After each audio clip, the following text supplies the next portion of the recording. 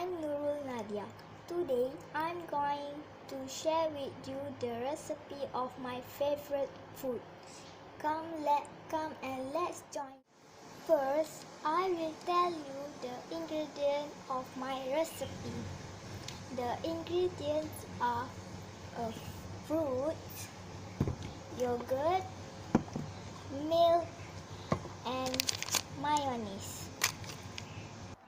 Now, let me show you the first step. First, you have to cut a fruit. Second step, you have to throw a yogurt, milk, and mayonnaise.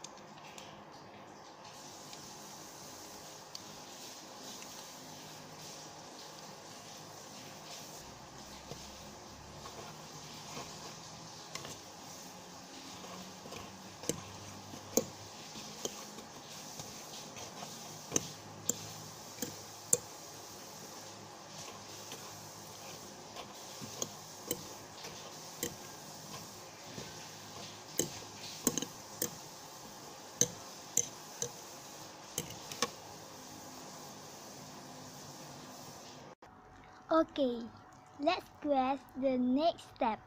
Do you know what to do? Okay, I will show you this. Lastly, put the food on the plate and the food is ready.